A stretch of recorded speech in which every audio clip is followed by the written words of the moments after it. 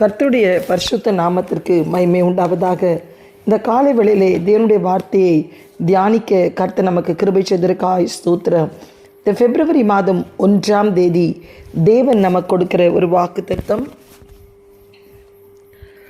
ஏசாயா தீர்க்கதரிசன புத்தகம் 64ஆம் அதிகாரம் 6ஆம் வசனம்.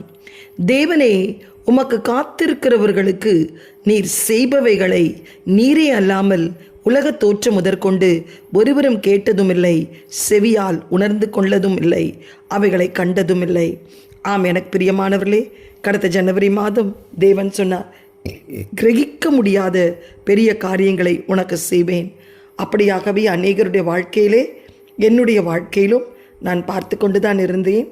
அநேக கிரகிக்க முடியாத காரியங்களை செய்து கொண்டிருக்கிறார், செய்ய போகிறார், சிலதை செய்து முடித்திருக்கிறார். எவ்வளவு பெரிய தேவன் நாம் ஆராதிக்கிறோம். கர்த்தருக்கு ஸ்தோத்திரம். இந்த மாதம் உமக்கு யார் தேவனுக்கு காத்திருக்கிறீர்களோ அவர் செய்பவைகளை அவரே அல்லாமல் அவருக்கு மட்டும்தான் தெரியும் அவர் என்ன செய்ய போகிறார். உலக தோற்றம் முதல் ஒருவரும் அதை கேட்டதும் இல்லை, உணர்ந்ததும் இல்லை, கண்டதும் இல்லை. கர்த்தருடைய பரிசுத்த நாமத்திற்கு மகிமை உண்டாவதாக. 2 கொரிந்தியர் 2:9 சொல்லப்பட்டிருக்கிறது, எழுதியிருக்கிறபடி தேவன் தம்மில் அன்பு கூறுவர்களுக்கு ஆயத்தம் பண்ணினவைகளை கண் காணவும் இல்லை, காது கேட்கவும் இல்லை, அவைகள் மனுஷனுடைய இருதயத்தில் தோன்றவும் இல்லை. நமக்கோ தேவன் அவைகளை தமது ஆவியினாலே வெளிப்படுத்தினார். ஏற்ற வேளையிலே அதை நமக்கு செய்ய அவர் வல்லமை உள்ளவராயிருக்கிறார். ஆம், வேதத்திலிருந்து ஒரு 3 உதாரணங்களை உங்களுக்கு சொல்லுகிறேன். யாருக்கு அவர் செய்பவைகளை கர்த்தருக்கு ஸ்தோத்திரம் உண்டாவதாக காணப்போகிறார்கள் என்று சொல்லி பார்க்கும்போது, ஆதியாகமம் 22 கர்த்தர் ஆபிரகாமை நோக்கி ஈசாக்கை மோரியா மலையிலே தகன பலியாக பலியிடும்படி அழைக்கிறார். அப்பொழுது அவர், நீ உன் புத்திரன், உன் ஏகசுதன், உன் நேசகுமாரன் நாகிய ஈசாக்கை நீ இப்பொழுது அழைத்து கொண்டு மோரியா தேசத்துக்கு போய் அங்கே நான் உனக்கு குறிக்கும் மலைகள் ஒன்றின் மேல் அவர்களை தகன பலியாக பலியிடு என்றார்.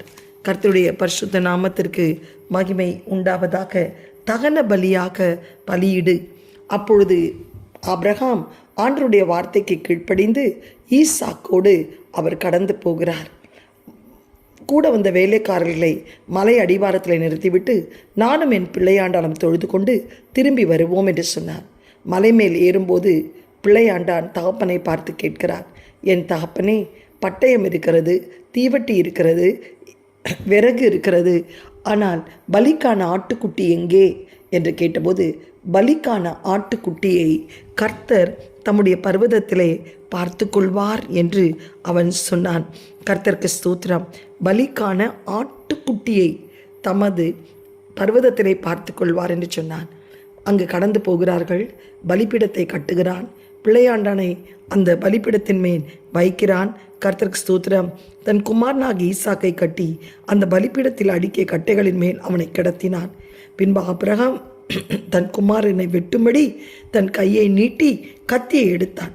அப்பொழுது கர்த்தருடைய தூதனானவர் வானத்திலிருந்து ஒரு சத்தம், ஆபிரகாமே, ஆபிரகாமே என்று கூப்பிடுகிறார். அவன் இதோ அடியேன் என்றான். அப்பொழுது அவர், பிள்ளையாண்டான் மேல் உன் கையை போடாதே, அவனுக்கு ஒன்றும் செய்யாதே.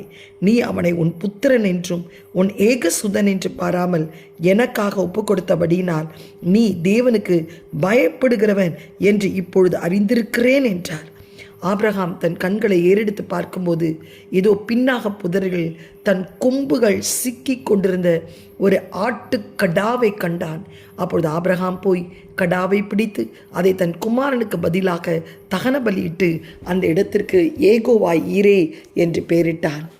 அந்த 2ஆம் வசனத்தில் ஆண்டவர் எப்படி ஆபிரகாமை அழைக்கிறார், யாரை பலியிடும்படி எப்படி ஈசாக்கை வர்ணிக்கிறார். உன் ஏகசுதன், உன்னுடைய புத்திரன், உன்னுடைய நேசகுமாரன் என்று சொல்கிறார். ஆனால் அதே ஆண்டவர், கர்த்தருக்கு ஸ்தோத்திரம் உண்டாவதாக, நாம் வாசிக்கும்போது 12ஆம் வசனத்தில், உன் கையை போடாதே, அவனை ஒன்றும் செய்யாதே, நீ அவனை புத்திரன் என்றும் ஏக சுதன் என்று பாராமல் எனக்கு ஒப்பு கொடுத்தாய். அந்த இடத்துல ஏகசுதன், தேவனுடைய புத்திரன், நேசகுமாரன். ஆனால் இந்த இடத்துல தேவனுடைய புத்திரன், கர்த்தருக்கு ஸ்தோத்திரம், ஏகசுதன். நேசகுமாரன் அந்த வார்த்தை காணோம். ஏன்? அது வரைக்கும் அந்த வயதிலே ஆபிரகாமுக்கு பிள்ளை கிடைத்தது நிமித்தம் ஆபிரகாம் மீது, ஈசாக் மீது அவ்வளவு ஒரு விருப்பம், அவ்வளோ ஒரு ஆசை, விளையாட்டு. கர்த்தருக்கு ஸ்தோத்திரம், மனப்பூர்வமாய் அவனை எல்லாவற்றுக்கும் மேலாக நேசித்தான். கர்த்தருக்கு ஸ்தோத்திரம் உண்டாவதாக. ஆனால் அவன் எப்பொழுது அந்த குழந்தையை கர்த்தருக்கென்று பலிபீடத்தின் மேல் அதை வைத்தானோ, பலிபீடத்திலே அதை சமர்ப்பணம் செய்தானோ, ஆண்டவர் கேட்டிருக்கிறார், இதை நான் ஆண்டவருக்கு தந்துவிட்டேன் என்று சொல்லி சமர்ப்பணம் செய்து அந்த பலிபீடத்திலே தன் பிள்ளை அவன் வைத்தானோ, அன்னைக்கு ஆண்டவர் அந்த நேசகுமாரனை எடுத்து ஏகசுதன், தேவ புத்திரன் என்று சொன்னது. ஏகசுதன் என்றும் உன்னுடைய புத்திரன் என்று பாராமல் என்று அந்த நேசகுமாரனை எடுத்துட்டார். ஆனால் அதற்கு என்ன ஆசீர்வாதம் தெரியுமா அவனுக்கு கிடைச்சது? ஆட்டுக்குட்டிக்காக தான் அவன் கடந்து போனான். ஆட்டுக்குட்டி எங்கன்னு கேட்கும்போது அந்த ஆட்டுக்குட்டியை கர்த்தர் தம் பர்வதத்திலே பார்த்து கொள்வார்.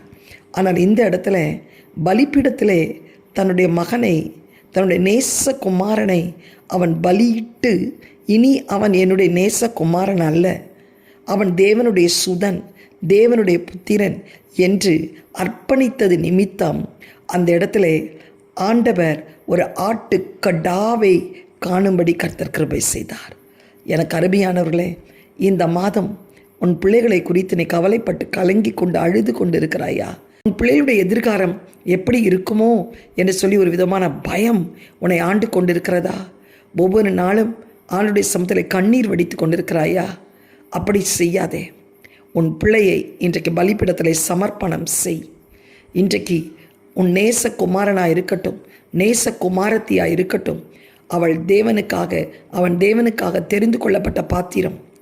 ஈசாக்கு எப்படி தேவனுக்காக வேறு பிரிக்கப்பட்ட பாத்திரமோ, இன்றைக்கு உன்னுடைய குமாரன் குமாரத்தியை கர்த்தர் இந்த உலகத்திலிருந்து, உலக ஆசா பாசங்களிலிருந்து கர்த்தர் வேறு பிரித்திருக்கிறார். நீ எவ்வளவாய் உலகத்தில் கொண்டு வரணும் என்று நினைத்தாலும் தேவ திட்டம் உன் பிள்ளை மீது இருக்கிறது. கர்த்தருக்கு ஸ்தோத்திரம்.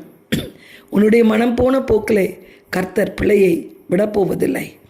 ஈசாக்கை சமர்ப்பணம் செய்தான். அந்த இடத்துல நேசகுமாரன் என்று சொன்னார். என்னால் அவன் அவ்வளவு நேசித்தான். இப்பொழுது பலிபீடத்தில் வைத்த உடனே அந்த பேர் மாறிடுச்சு. ஏன்னா பலிபீடத்தில் ஆபிரகாம் ஈசாக்கை சமர்ப்பணம் செய்து விட்டான். அப்பொழுது அவனுக்கு கிடைத்தது என்ன தெரியுமா? ஆட்டுக்கடா. கர்த்தருடைய பர்வதத்திலே எல்லாம் பார்த்து கொள்ளப்படும் என்று பெயரிட வைத்தது. கர்த்தருக்கு ஸ்தோத்திரம். இன்றைக்கு கர்த்தர் இந்த புதிய வருடத்திலே உன் பிள்ளையை பலிபீடத்தில் நீ சமர்ப்பிக்கும் போது ஒரு ஆட்டுக்கடாவை, ஆட்டுக்குட்டி அல்ல, ஒரு ஆட்டுக்கடா, ஒரு பெரிய ஆசீர்வாதம் உன் பிள்ளையுடைய எதிர்காலத்தில் இருக்கிறது. உன் பிள்ளை மீது கர்த்தர் ஒரு திட்டத்தை வைத்திருக்கிறார். அழுது புலம்பாதே, சஞ்சலம் படாதே, முறுமுறுக்காதே, மற்றவரிடத்திலெல்லாம் ஏன் இந்த காரியம் என்று சொல்லாதே. உன் பிள்ளையை குறித்து ஒரு திட்டம், உன் பிள்ளை மகனை குறித்து ஒரு திட்டம் கர்த்தர் வைத்திருக்கிறார்.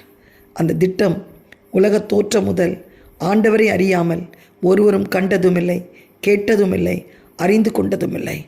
கர்த்தருக்கு ஸ்தோத்திரம் உண்டாவதாக. கர்த்தருக்கு காத்திருக்கிறவர்களுக்கு தேவன் செய்ய இருக்கிறவைகளை, கர்த்தருக்கு ஸ்தோத்திரம், பெரிய காரியங்களை செய்ய போகிறார். ஈசாக்கை கொண்டு கர்த்தர் எத்தனை அதிசயமான காரியங்களை செய்தார். ஈசாக்கு விதை விதைத்த போது கர்த்தர் 100 மடங்கு ஆசீர்வதித்தார். ஈசாக்கு மூலம் யாக்கோப்பு, யாக்கோப்பு மூலம் 12 கோத்திர பிதாக்கள் தேசத்திலே கடந்து வரும்படி கர்த்தர் கிருபை செய்தார். உன் பிள்ளையை இன்றைக்கு, உன் குடும்பத்தை, உன் வாழ்க்கையிலே எதை நீ விக்கிரகமாக நினைத்து கொண்டு அழுது கொண்டிருக்கிறாயோ அதை பலிபீடத்திலே சமர்ப்பி. கர்த்தர் அதற்கு பிரதிபலன் ஒரு பெரிய ஆட்டுக்கடா கர்த்தர் உனக்கு வைத்திருக்கிறார். இரண்டாவது ஒரு காரியத்தை பார்க்கிறோம். 1 சாமுவேல் 1ஆம் அதிகாரம் 11ஆம் வசனத்திலே அன்னாளை குறித்து பார்க்கிறோம். சேனைகளின் கர்த்தாவே, தேவரீர் அடியாளின் சிறுமையை கண்ணோக்கி பார்த்து உம்முடைய அடியாருக்கு என்னை மறவாமல் நினைத்தருளி உமது அடியாளுக்கு ஒரு ஆண் பிள்ளையை கொடுத்தாள்.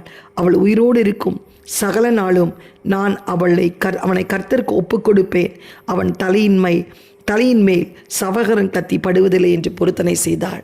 அதுவரைக்கும் சீலோவாவிலே வந்து ஜெபித்தாள். ஆனால் பிள்ளை கொடு என்று கேட்டாள். ஆனால் இப்பொழுதோ தன்னுடைய கர்ப்பத்தின் கனியை பலிபீடத்திலே சமர்ப்பித்தாள். எப்படி பலிபீடத்திலே சமர்ப்பித்தாள்? யார் பார்க்கிறார்கள் என்று கூட நினைக்கவில்லை. யார் என்ன நினைப்பார்கள் என்று கூட நினைக்கவில்லை. யார் என்ன பேசுவார்கள் என்று நினைக்கவில்லை. பலிபீடத்திலே பிள்ளையை சமர்ப்பித்தாள். பலிபீடத்திலே சமர்ப்பணம் பண்ணினாள். இந்த பிள்ளை எனக்குரியதல்ல ஆண்டவரே, இது உமக்குரியது. என் நிந்தை நீங்க இந்த பிள்ளையை ஒரு கொடுப்பீர். ஆனால் அது பால் மறந்த உடனே உம்முடைய சமூகத்தில் இதை கொண்டு வந்து வைப்பேன். குழந்தை பிறந்தது, பால் மறந்தது, பிள்ளை தேவ சமூகத்திற்கு கடந்து வந்தது. வருஷத்துக்கு ஒரு முறை ஒரு சட்டை வாங்கி கொண்டு வந்து அந்த பிள்ளையை பார்த்தாள். பெண்ணினால் பெற்ற 10 பிள்ளைகள் பேர் சரித்திரம் இல்லை. அன்னாள் பெற்ற அடுத்த 2 குமாரர்களும் 3 குமார்த்திகளும் சரித்திரத்தில்லை. ஆனால் சாமுவேல் சமஸ்த இஸ்ரவேலுக்கும் கர்த்தருக்கு ஸ்தோத்திரம் தீர்க்கதரிசியாய் மாறும்படி ஒரு பெரிய ஸ்தானத்திலே கொண்டு வந்து நிறுத்தும்படி கர்த்தர் செய்தார். சாமுவேல் கர்த்தருடைய தீர்க்கதரிசி என்று தான் முதல் பேர்சபா மட்டுமுள்ள சகல இஸ்ரவேலுக்கும் விளக்கினது. ஹல்லேலூயா! அவன் ஒரு பெரிய தீர்க்கதரிசி, ஒரு நியாயாதிபதியாய் மாறும்படி கர்த்தர் கிருபை செய்தார். எப்பொழுது இந்த பெரிய ஆசீர்வாதம், எப்பொழுது இந்த பெரிய சிலாக்கியம்? பிள்ளையை பலிபீடத்திலே சமர்ப்பணம் பண்ணின போது. இன்றைக்கு உன் பிள்ளைகளை கர்த்தருடைய பலிபீடத்திலே வையுங்கள். கர்த்தருக்கு உகந்த காணிக்கைகளாய் ஒப்புக்கொடுங்கள். கர்த்தருக்கு ஏற்றபடி வளர்க்க பிரயாசப்படுங்கள். கர்த்தர் அவருடைய எதிர்காலத்தை விசேஷித்த விதத்தில் ஆசீர்வதிப்பதை உன் கண் காணும். ஆட்டுக்குட்டி எங்கே என்று கேட்ட ஈசாக்குக்கு ஆட்டுக்கடாவை கர்த்தருக்கு ஸ்தோத்திரம் உண்டாவதாக அவன் ஸ்தானத்திலே கர்த்தர் கொண்டு வந்து நிறுத்தினார். ஹல்லேலூயா! இன்றைக்கு ஒரு ஆட்டுக்குட்டிக்கு பிரயாசப்பட்டு கொண்டிருக்கலாம்.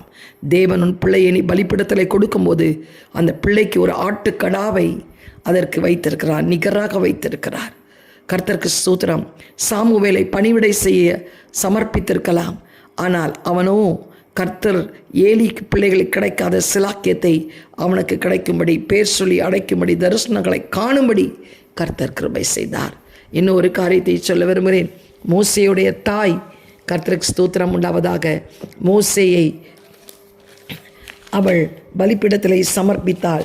நைல் நதியிலே எல்லா பிள்ளைகளையும் கொன்று வீழ்த்த வேண்டும் என்று சட்டம் வந்தபோது யாத்ராம் 2:1-2 லேவியின் குடும்பத்தாரில் ஒருவன் லேவியின் குமார்த்திகளில் ஒருத்தியை விவாகம் பண்ணினான். அந்த ஸ்திரீ கர்ப்பவதியாகி ஒரு ஆண் பிள்ளையை பெற்று அது அழகுள்ளது என்று கண்டு அதை 3 மாதம் ஒளித்து வைத்து, அவள் அதை அப்புறம் ஒளித்து வைக்க கூடாமல் ஒரு நாணற் பெட்டி எடுத்து அதற்கு பிசின் கீழும் பூசி அதிலே பிள்ளையை வளர்த்தி நதியோரமாய் நாணனில் வைத்தாள். பிள்ளைகளெல்லாம் நதியிலே குவித்தபோது இந்த தாயோ தைரியமாய் செயல்பட்டால். என் பிள்ளையை குறித்து ஒரு தரிசனம் இருக்கிறது. நைல் நதியிலே தூக்கி எறிய நான் அதற்கு சமர்ப்பிக்க மாட்டேன். முதலைகள் என் பிள்ளையை விழுங்குவதற்கு நான் ஒப்புக் கொடுக்க மாட்டேன் என்று சொல்லி தைரியமாக நாணற் பெட்டியிலே வைத்து வளர்த்தாள். ஒரு காலகட்டத்திலே பிள்ளையை கொண்டு வந்து நைல் நதியிலே விட்டபோது அதே எந்த அரண்மனையிலிருந்து சட்டம் பிறப்பிக்கப்பட்டதோ அதே அரண்மனையிலே பிள்ளை வளரும்படி, அவளுடைய குமாரராய் வளரும்படி கர்த்தர் கிரியை செய்தார். அதற்கு அவள் அந்த பலிபீடத்திலே ஒப்பு கொடுத்தாள். தன் பிள்ளையானாலும் அது பார்வோன் அரண்மனையிலே வளரும்படி ஒப்பு கொடுத்தாள். கர்த்தருக்கு ஒரு தரிசனம் இருந்தபடியினால் அவன் அந்த கர்த்தருக்கு ஸ்தோத்திரம் அந்த ஆசைகளை எல்லாவற்றையும் வெறுத்து மோசே கர்த்தருக்கு ஸ்தோத்திரம் எகிப்தை விட்டு அவன் மீதியான் தேசத்துக்கு ஓடின போது கர்த்தர் அந்த இடத்திலே அவனை ஆடு மேய்க்க பழகி முட்செடியிலே தரிசனமாகி திரும்பி கொண்டு வந்து கர்த்தருக்கு ஸ்தோத்திரம் தன் தாய் அதை நினைத்து கூட பார்த்திருக்க மாட்டாள். திரும்ப தன்னுடைய மகன் எகிப்திலே வந்து இஸ்ரவேல் ஜனங்களை விடுதலையாக்கி 40 வருஷம் வனாந்திர பயணத்திலே சென்று கர்த்தரால் அவன் அடக்கம் பண்ணப்படுவான் என்று அவள் காத்திருந்த அவள் இதுவரை ஆண்டவர் செய்ய போகிறவர்களை அவள் நினைத்து கூட பார்த்திருக்க முடியாது. உலக தோற்றம் முதல் இதுவரை கண்டதுமில்லை, கேட்டதுமில்லை, அறிந்ததுமில்லாத ஒரு பெரிய காரியத்தை மோசேயுடைய வாழ்க்கையிலே செய்தார். இன்றைக்கு அருமையானவர்களே, இந்த செய்தியை கேட்டுக்கொண்டிருக்கிற உங்கள் பிள்ளைகளை உங்களுடைய காரியங்களை, உங்களுடைய விக்கிரகங்களை, கர்த்தருக்கு ஸ்தோத்திரம் உண்டாவதாக. எதெல்லாம் உங்கள் வாழ்க்கையில் விக்கிரகமாக இருக்கிறதோ, எதெல்லாம் மனுஷனை பிரியப்படுத்த வேண்டும் என்று நீ கர்த்தர் செய்து கொண்டிருக்கிறாயோ, உன் பாரம்பரியங்கள், உன்னுடைய சமுதாய கட்டுகள், கர்த்தருக்கு ஸ்தோத்திரம், உன் ஆசை இச்சைகள், கர்த்தருக்கு ஸ்தோத்திரம் உண்டாவதாக. இவை எல்லாவற்றையும் உன் பிள்ளைகள் முக்கியமாக பலிபீடத்தில் சமர்ப்பிக்கும் போது கர்த்தர் ஒரு விசேஷித்த எதிர்காலத்தை அவர்களுக்கு வைத்திருக்கிறார். கர்த்தருக்கு காத்திருக்கிற கர்த்தர் காத்திருக்கிறவர்களுக்கு அவர் செய்பவைகளை நீரே அல்லாமல், ஆண்டவரே அல்லாமல் உலக தோற்றம் முதல் ஒருவரும் கேட்டதுமில்லை, உணர்ந்ததுமில்லை, கண்டதும் இல்லை. அல்லேலூயா. ஜீசஸ் ரிஷபரபா. ஆபிரகாமுக்கு ஒரு ஆட்டுக்கடா, கர்த்தருக்கு ஸ்தோத்திர. ஈசாக்குக்கு நிகராக சாமுவேல் பணிவிடை செய்தவன் இஸ்ரவேலை ஆளுகிற ஒரு தீர்க்கதரிசி நியாயாதிபதியாய் மாறுவான் இதுவரை யாரும் கேட்டதில்லை. அப்படிப்பட்ட ஒரு செயலை கர்த்தர் செய்தார். மோசே அந்த பார்வோன் அரண்மனையிலே ஒரு அடிமையாய் கடந்து போவான் என்று நினைத்த தாய்க்கு அந்த பார்வோனுடைய குமாரத்தி அவனை தன் மகனாய் ஏற்றுக்கொண்டது மாத்திரமல்ல, அவனை திரும்ப இஸ்ரவேல் ஜனங்களை விடுவிக்கக்கூடிய ஒரு பெரிய பரிசுத்தவானாய் கர்த்தர் அவனை நிறுத்தினார். இன்றைக்கு உங்களுடைய வாழ்க்கையிலே கூட எதையெல்லாம் பலிபீடத்திலே சமர்ப்பிக்க வேண்டுமோ விக்கிரகமாய் வைத்து கொள்ளாதீர்கள். தேவ திட்டம் உங்கள் பிள்ளைடைய வாழ்க்கையில் நிறைவேறணும். தேவன் பெரிய காரியங்களை செய்யும்படி தான் உங்கள் பிள்ளைகளை பலிபீடத்திலே வைக்கும்படி உங்களை அழைக்கிறார். அழுது கொண்டுகிறதற்கு அல்ல, புலம்பிக் கொண்டிருக்கிறதற்கு அல்ல, கர்த்தருக்கு ஸ்தோத்திரம், பிள்ளைகளை விக்கிரகமாய் வைக்கிறதற்கு அல்ல. உன் வாழ்க்கையிலே உள்ள விக்கிரகங்களை எல்லாம் அகற்று, அதையெல்லாம் பலிபீடத்திலே சமர்ப்பி. தேவன் பெரிய காரியங்களை இந்த மாதம் உன் வாழ்க்கையிலே செய்வார். கண்களை மூடி ஜெபிக்கலாமா? எங்களை அதிகமாக நேசிக்கிற நல்ல தகப்பனே, இந்த காலை வேளையிலே அப்பா நீங்கள் கொடுத்த நல்ல வசனத்துக்காய் ஸ்தோத்திரம். தேவனே, உமக்கு காத்திருக்கிறவர்களுக்கு நீ செய்பவைகளை நீரே அல்லாமல் உலக தோற்றம் முதற்கொண்டு ஒருவரும் கேட்டதுமில்லை, செவியால் உணர்ந்து கொண்டதுமில்லை, அவைகள் கண்டதும் இல்லை. அப்பா ஆண்டவரே, கர்த்தாவே, பெரிய ஒரு கிரகிக்க முடியாத காரியத்தை நீ செய்ய போவதற்காய் ஸ்தோத்திரம். அப்பா ஆண்டவரே, அப்பா உம்மை துதிக்கிறோம். சாமுவேல் வாழ்க்கையிலே செய்த தேவன், ஈசாக்குடைய வாழ்க்கையிலே செய்த தேவன், மோசேயுடைய வாழ்க்கையிலே செய்த தேவன். அதற்கு மிக பெரிய காரணம் பெற்றோர்கள் பலிபீடத்திலே பிள்ளைகளை சமர்ப்பித்தார்கள். அப்பா ஈசாக்கை சமர்ப்பித்தார்கள். ஆண்டவரே, ஆலயத்திலே கொண்டு வந்து பலிபீடத்திலே சாமுவேலை சமர்ப்பித்தார்கள். அப்பா நேசகுமாரன் என்று சொல்லி கொண்டிருந்த பிள்ளைகளை ஆண்டவரே தேவனுடைய குமாரன் என்று சொல்லி சமர்ப்பித்தார்கள். ஆண்டவரே ஏசப்பா, மோசேயுடைய தாய் சமர்ப்பித்தாள். தேவன் பெரிய ஆசீர்வாதத்தை தந்தார். இன்றைக்கு இதை கேட்டுக்கொண்ட ஒவ்வொருவரும் என் பிள்ளைன்னு சொல்லாமல் கர்த்தர் பிள்ளை என்று சமர்ப்பிக்கட்டும். கர்த்தருக்கு உகந்த வழியில் வளர்க்கணும் ராஜா. கர்த்தருக்கு உகந்த வழியில் நடக்கணும். உடைய கற்பனை கட்டளைகளை கை கொள்ளணும் ராஜா. உலகத்தின் கிரியைகள் பிள்ளை வாழ்க்கையில் வரக்கூடாது. அதையெல்லாம் பலிபீடத்தில் சமர்ப்பிக்கும் போது தேவன் அவர்கள் மீது வைத்திருக்கிற தரிசனத்தை, பெரிதான ஒரு தரிசனத்தை நீ நிறைவேறப் போவதற்காய் ஸ்தோத்திரம். இன்றைக்கு ஒவ்வொரு குடும்பத்திலிருந்தும் பிள்ளைகளை நீ வேறு பிரிக்கிறீராப்பா. வேறு பிரிக்கிற நேரத்தில் பெற்றோர்கள் பிள்ளைகளை ஆண்டவரை சமர்ப்பிக்கட்டும், பலிபீடத்தை சமர்ப்பிக்கட்டும். அவர்கள் வைத்திருக்கிற ஆசீர்வாதத்துக்கு தடையாயிராதபடிக்கு ராஜா ஆண்டவரே, ஒரு அன்னாளை போல், ஒரு மோசேயின் தாயை போல் கர்த்தாவே ஏசப்பா, ஒரு ரெபேக்காளை போல் எழும்ப கர்த்தர், சாராளை போல் எழும்ப கர்த்தர் கிருபை செபிக்கிறோம். ஆண்டவரே, தன் பிள்ளை மோரியா மலைக்கு கடந்த போது சாராள் அறிந்தாளா அறியலையான எங்களுக்கு தெரியல ராஜா. அன்னாள் சமர்ப்பித்து விட்டு வந்து ஒரு வருஷத்துக்கு ஒரு முறை தான் கடந்து போனாள் சுவாமி ஏசப்பா. மோசேயுடைய தாய் அந்த 40 வருஷம் பிள்ளையை பார்த்தாளா பார்க்கவில்லையா என்று தெரியாது சுவாமி. சமர்ப்பித்து விட்டு ஆண்டவருடைய சமூகத்தில் காத்திருந்தாள். இன்றைக்கு அந்த காத்திருக்கிறவர்களுக்கு நீ செய்பவைகளை நீரே அல்லாமல் அப்பா அது ஒருத்தருக்கும் தெரியாது. ஆண்டவரை கண்டதும் இல்லை, கேட்டதும் இல்லை, அறிந்ததும் இல்லை. பெரிய காரியங்களை செய்வீராக இயேசுவின் மூலம் நல்ல பிதாவே, ஆமேன். God bless you all. Have a blessed February month. God bless you. Amen.